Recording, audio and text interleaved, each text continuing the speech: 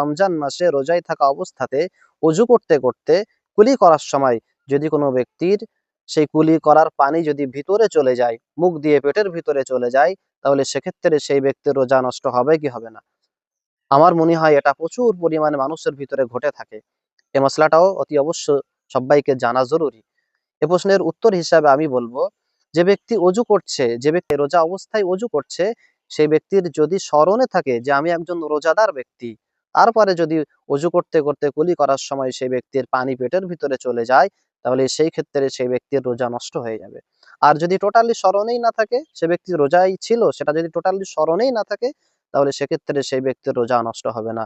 এমনটাই ফিকহ শাস্ত্রের বড় বড় কিতাবের ভিতরে এসছে।